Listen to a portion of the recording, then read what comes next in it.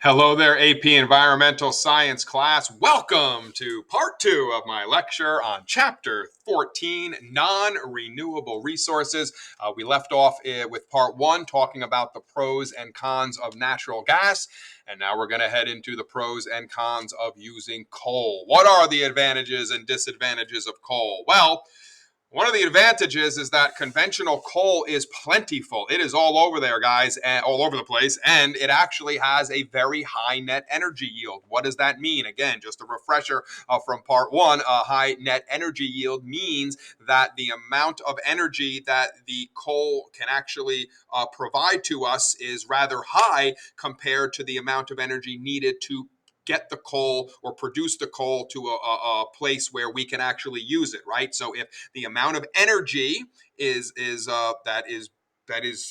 being produced by the resource is high, and it doesn't take as much energy to get that resource ready for human use, well, then we have a high net energy yield. And that's actually a good thing, right? There's a low cost to coal. But unfortunately, using it has a high environmental impact. And we're going to talk more about that over the next couple of slides. So we can produce gaseous and liquid fuels from coal. However, those fuels have a lower net energy yield. Why? Again, because it takes a lot of energy to turn coal into gaseous and liquid fuel. And then the energy we get from that gaseous and liquid coal isn't that great, again, compared to the amount of energy needed to produce it. So that's why it then has a lower net energy yield. In addition, producing the gaseous and liquid fuels actually has higher environmental impacts than just mining conventional coal. So again, what you're kind of seeing here is that while coal is cheap, it's plentiful, and it actually does have a very high net energy yield, unfortunately, it is terrible for the environment. So again, our favorite charts here definitely understand what's going on. Advantages of coal: ample supplies in many countries. Again, medium to high net energy yield in many instances, meaning it doesn't take a lot of energy to get the coal into a state where we can use it for energy, and then the amount of energy we get from it is actually rather high. And when you don't include environmental costs, actually the cost of coal is rather low. However, disadvantages: severe land disturbance and water pollution from mining the coal. Fine particle and toxic mercury emissions threaten human health when the coal is burned. In addition, burning coal emits large amounts of carbon dioxide and, again, other air pollutants. So coal is the dirtiest form of non-renewable energy, but it's the cheapest and the most abundant. And this is where that moral and the ethical part of environmental science comes into play. How do you tell a country like Bangladesh and like India, third world countries that are trying, right, developing countries that are trying to develop, that they can't use this cheap form of energy for their citizens, right? Here in the United States, we used coal for many, many years back in the 1800s, right? And into the early parts of this century. We've kind of moved off it a little bit because we know how bad it is for the environment. But again, how can you tell other countries that they can't use it when, again, it's so cheap and it's so abundant and it has such a high net energy yield? So again, this is the yin and yang we talk about in environmental science. Again, coal is a great source of energy. It's just a disaster for the environment. And again, we have to continue to educate and continue to explain to folks why we need to move away from coal. All right, coal is plentiful, but a dirty fuel. Again, we're going to talk more about it now. So what is coal? It's a solid fossil fuel formed from the remains of land plants. It's burned in power plants. It generated 40% of the world's electricity in 2015. So again, a large majority of the world's electricity is produced via coal. Who are the largest consumers of coal? China, us here in the United States, and India, obviously, countries that are very populous. What are the environmental costs of burning coal? So again, mining coal severely degrades the land. You have water and air pollution, not only soot, that's the fine particles that kind of get released with the coal, but you also have large amounts of carbon dioxide. In addition, trace amounts of mercury and radioactive materials are actually present when you burn the coal as well. Now, in our smokestacks, in our factories that burn coal, in our plants, power plants, scrubbers are there that actually removes some of the pollutants before they leave the smokestack. So as this ash goes up the smokestack, there are these scrubbers that they basically take a lot of the pollutants out. But unfortunately, that produces something known as coal ash, which then must be safely stored somewhere. So even though we're having less of it go into the atmosphere, you still have this toxic ash, this coal ash, that you need to do something with it.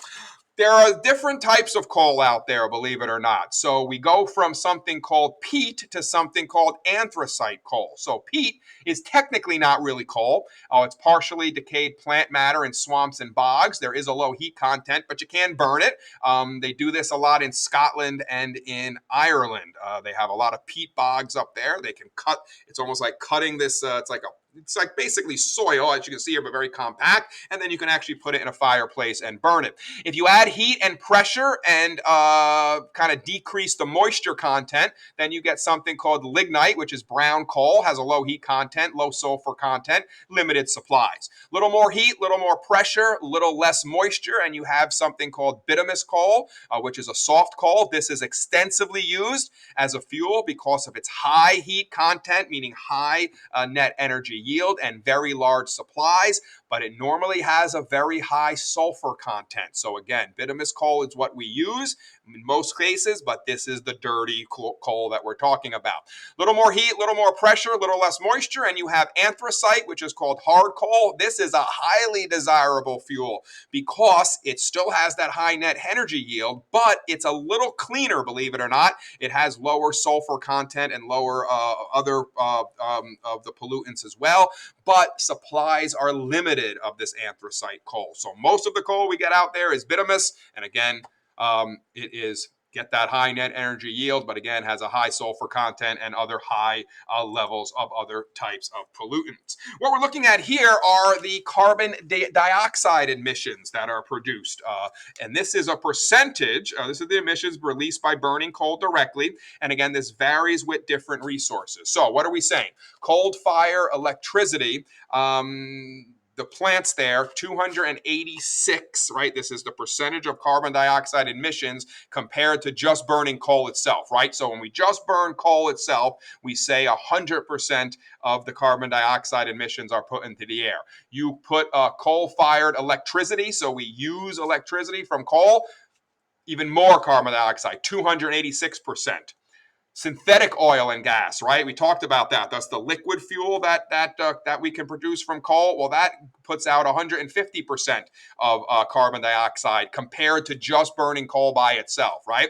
Tar sand, we talked about that, a little less, 92% carbon dioxide, so a little bit less than coal, but not great. Oil, 86%. Natural gas, like about half of the carbon dioxide emissions you get from burning coal. So again, much cleaner than coal, but definitely not super clean. Nuclear power is rather clean. We'll talk about that coming up in a couple of slides, 17%. And then geothermal, which again is just using the heat from the earth to produce electricity, only about 10% of the carbon dioxide emissions released as compared to burning coal. So again, I would have a general idea of this chart. Understand coal-fired electricity releases so much carbon dioxide into the air. Geothermal, kind of the cleanest, and so on and so forth here on the chart. If you have any questions or need further clarification, definitely come and see me. All right. Issue, we're not paying the full cost of using coal, right? So coal is cheap out there, but unfortunately, we're not using the full cost pricing. So what are the harmful environmental and health costs of mining and burning coal is not included in the market price of coal generated electricity. So ways to implement that full cost pricing, right? Phase out subsidies and tax breaks for companies that mine and use coal to produce electricity, right? Require stricter air pollution controls. Tax the CO2 emissions, right? Tax the carbon dioxide emissions. I guarantee you that will make companies very quickly reduce their carbon dioxide emissions, and obviously regulate coal ash as a hazardous waste. It's not regulated right now, so that means folks can kind of do anything they want with it, but it is toxic, so you want to regulate that as a hazardous waste. So what is the future of coal? Well, the hope is that we kind of wean ourselves off coal as much as we can over the next century. U.S. coal use did drop 18% between 2007 and 2013 because of increased competition from natural gas, wind, and solar power. And of course, there's also a grassroots political opposition to burning the coal because it is so bad for the environment. Natural gas should overtake coal as the largest electricity source by the next decade, the 2030s. So we're keeping our fingers crossed for that. Again, cleaner than coal, not the cleanest, but definitely cleaner than coal, natural gas. And U.S. coal producers are exporting coal, expanding in India, Africa, and Asia because, again, these are developing countries now coming online. They need electricity. And obviously, what we talk about, while it is dirty, it is cheap and it has that high net energy yield. Again, we can convert coal into gaseous and liquid fuels, but as I showed in that chart a couple of slides ago, the carbon dioxide emissions are horrible. So maybe we don't want to do this. But conversion of solid coal to something called synfuels, right? Synthetic natural gas, SNG, by coal gasification, or methanol or synthetic gasoline by coal liquefaction. So again, either turning coal into a gas or turning coal into a liquid. Producing these synfuels require mining of 50% more coal, however. So we actually need to mine more coal to be able to produce these fuels, right? And they have lower net energy yield and cost more to produce than coal. So why are we doing this? I'm not exactly sure, right? If you look at it, obviously, conversion of the solid coal to either gas or liquid coal doesn't help you with energy yields, doesn't help the environment. It's what I call a lose-lose situation there. All right, but there are some trade-offs, so let's look at them. As always, there's some good with the bad in environmental science. So again, these synthetic fuels, again, turning coal into either liquid or gas, large potential supplies, right, in many countries. It can be used for vehicle fuel and lower air pollution than just coal. Well, that's not in producing it. That's when you actually use it. It has some lower air pollution. But again, not when it comes to carbon dioxide. So disadvantages, right? You have higher carbon dioxide emissions than coal. So maybe it's a little cleaner in a sense that you don't have those fine particles, that ash, the things like that could clog your respiratory system, things like that with the synthetic coal, the liquid or the gaseous coal, but higher CO2 emissions than coal. So again, we're harming the environment in another way. Low to medium net energy yield. So again, that's a disadvantage, while plain coal has a high net energy yield. And again, it requires mining 50% more coal with increased land disturbance, water pollution, and water use. So again, understand the chart. Understand the advantages and disadvantages of that synthetic coal. All right. Moving on, let's talk about nuclear power. So what are the advantages and disadvantages of using nuclear power? Well, nuclear power actually has a very low environmental impact and, believe it or not, a very low accident risk. While we do hear about sometimes nuclear plants going into a meltdown, they really doesn't happen that often. So they actually are rather safe. What are our drawbacks, however? There is a low net energy yield. While nuclear energy produces a good amount of energy, you need a lot of cost, high cost to actually produce electricity via nuclear power. So it has the low net energy yield because of the very high cost. Not that you're not getting a lot of energy out of with nuclear power, but again, the costs are just so high to produce it that the net energy yield ends up being low. We do have that fear of accidents, right? A lot of people don't want nuclear power plants in their communities, right? We have one right up the river here, Indian Point, that has been shut down because of basically a grassroots organization in Westchester to have that plant shut down here because it is so close to urban areas. A lot of people living. Long-lived radioactive waste, we'll talk about that. You have to store these wasted fuel rods for a long time. So we need to find places to be able to do that. And unfortunately, there is a role in the spread of nuclear weapons technology, right? Because creating nuclear power, very similar to creating a nuclear bomb. All right, so how does a nuclear fission reactor work? All right, so we have controlled nuclear fission in the reactor. Again, fission is the pulling apart of an atom so a heavier atom gets pulled apart into a lighter atom. Remember, fusion is the opposite. Lighter atoms come together to form a heavier. Well, fission's the other way. We're breaking apart atoms here, okay? They're light water reactors. They boil water to produce steam that then spins a turbine, and that turbine then produces the electricity.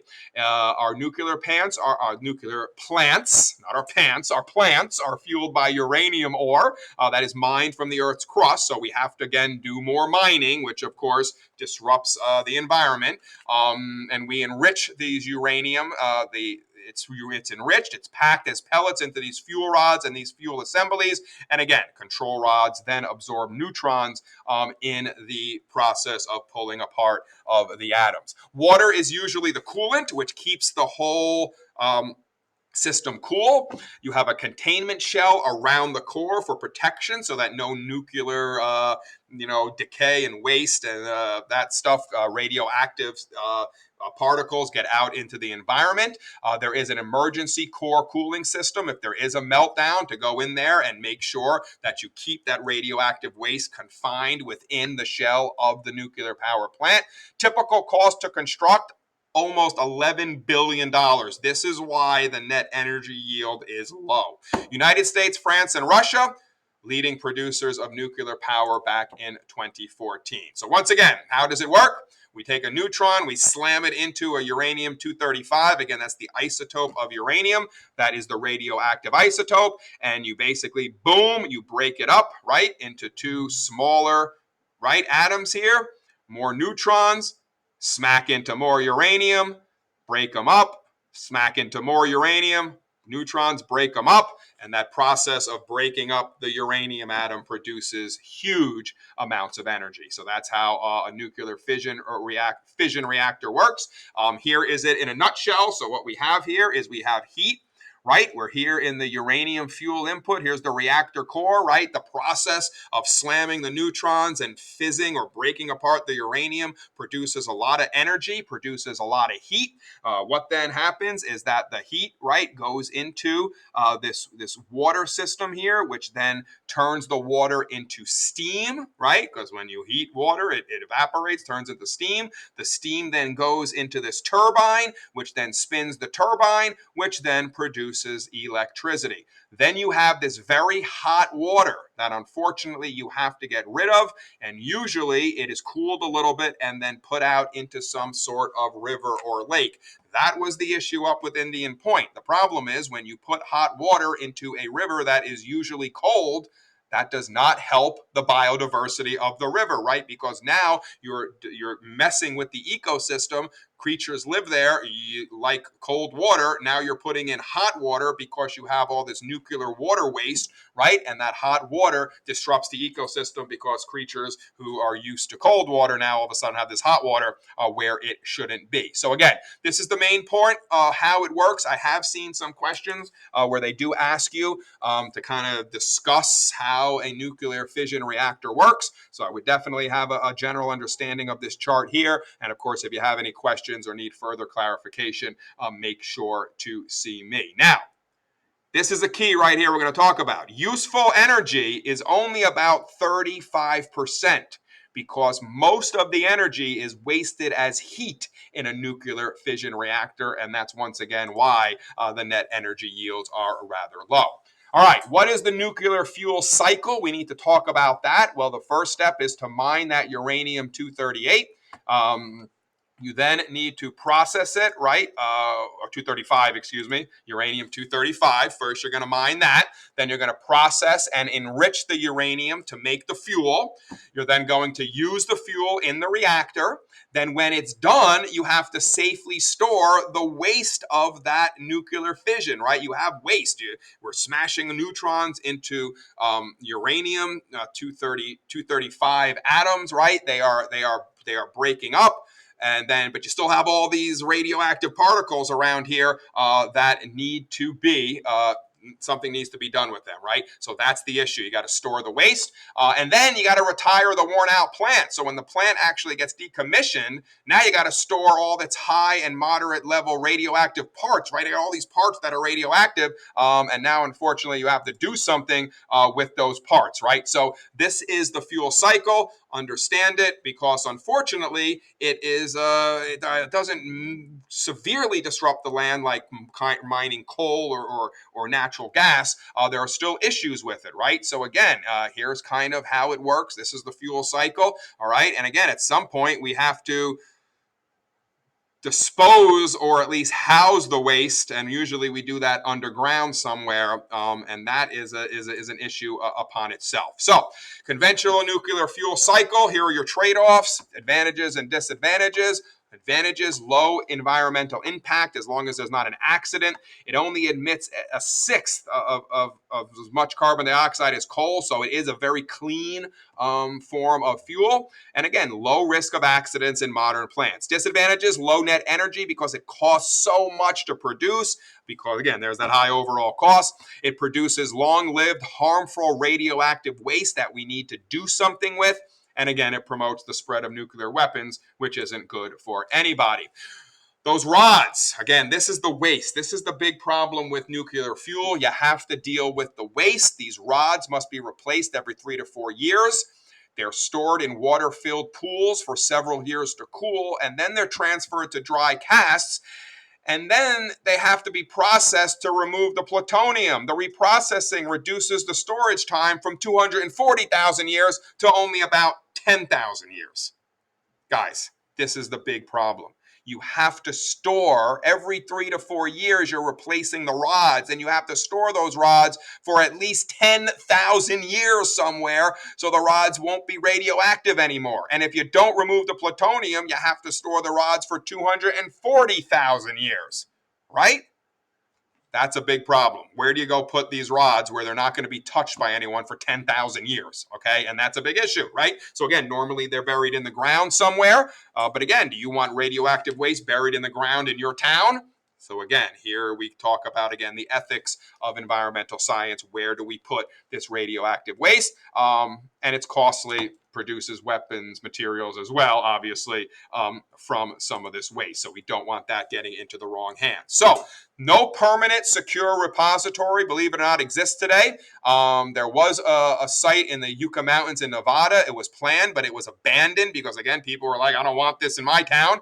And again, when you retire the plants, enormous cost, because now not only you have to save the rods, but the encasings, all the other equipment that was inside the plant needs to be stored for tens of thousands of years so that none of the radioactive elements get out into the environment. So again, we thought nuclear was going to be great, a great source of fuel. In many ways it is, but unfortunately dealing with the waste and again dealing with the ethics of having a nuclear power plant and that waste in your backyard, obviously causing it to maybe not be as great of an energy source. Again, more of a reason why we need to move on to those renewable energy sources, which we're going to be discussing in the next chapter. So can nuclear power, though, slow climate change? Nuclear power plants, again, pretty much have no CO2 emissions. The fuel cycle of the nuclear fuel rods, right, emit some CO2, but much, much less than coal and natural gas and things like that. Cutting global CO2 emissions in half between 2015 and 2040 and meeting energy needs would require building 12,000 nuclear power reactors, right? So that's not going to happen. So the point is, while it is a form of fuel that produces much less carbon dioxide, in order really to do what we want to do, if we don't change other things, we just start nuclear plants, you need 12,000 of these plants. And again, that's going to be tough to do. So again, maybe not the answer to slowing our climate change. All right, controversy about the future of nuclear power. Again, nuclear reactors produced about 19% of our energy here in the U.S. in 2014. There are 67 or were 67 new nuclear reactors under construction in 2015. The U.S. government does provide subsidies, tax breaks, and insurance for the nuclear industry, but accidents have dampened the public's confidence in nuclear power. And again, one of the issues, it happened right here in our backyard, that dampening public confidence led to Indian Point being decommissioned and closed down. Again, there are some new technologies that might help. Advanced light water reactors, which have built-in safety features. Smaller module light water reactors. They're not built yet and evaluated, but they're kind of in people's minds. Could we give smaller module ones that move around? Maybe we bring it to a rural community to help them with their electricity. And there could be something called thorium-based reactors, which uses a different element and could be less costly and safer. Again, you guys are going into this into the workforce soon, right? So maybe you can come up with a new nuclear technology which could produce energy in a way that doesn't impact the environment. So solutions: reactors must be built so that runaway chain reaction is impossible. Again, that's the nuclear meltdown or the accident. Reactor fuel and methods of fuel enrichment and fuel reprocessing must be such that they cannot be used to make nuclear weapons.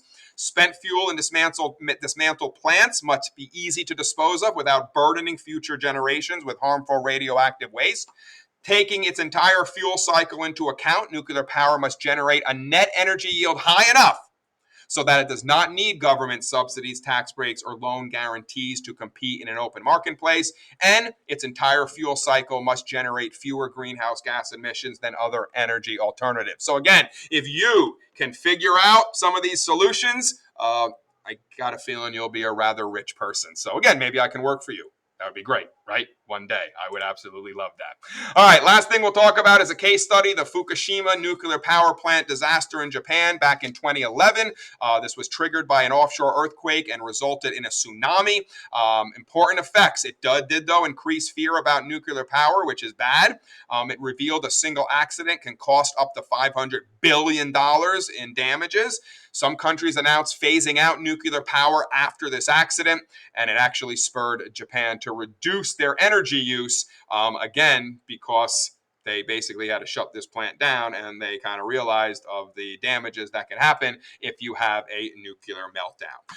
So, is nuclear fusion the answer? Again, our reactors now are fission reactors where atoms are pulled apart, but maybe like the sun, we can combine lighter elements to produce energy. Fusion is when two isotopes are fused together to form a heavier nucleus. This releases a lot of energy. This is the technology used by the sun to release energy. However, this technology is very difficult to develop, and no approach has produced more energy than it has used to actually create the energy. So that's the issue right now. But again, maybe you can come up with a way to use nuclear fusion in the future. And again, bravo to you. All right, finishing up here, big ideas. Net energy is the key factor in evaluating the long-term usefulness of any energy resource. Again, we want that high net energy yield. Conventional oil, natural gas, and coal, plentiful with moderate to high net energy yields. However, their use has a high environmental impact, either by the mining or the pollution that is released when it is burned. The nuclear fuel cycle has the lower environmental impact, a low accident risk, but high cost is the downside, so it has a low net energy yield. We have to also find a place to put these long-lived radioactive wastes. And again, there's a role in nuclear power in spreading nuclear weapons technology. So tying it all together, drilling, fracking have greatly increased oil and natural gas production in the U.S. Long-term usefulness of an energy resource depends on that net energy. What is the challenge? Find ways to reduce harmful environmental impacts of fossil fuels and nuclear energy.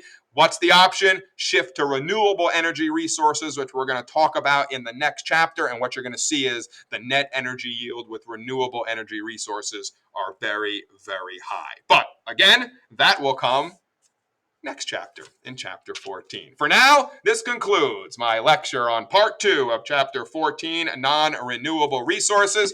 And as always, I thank you for listening.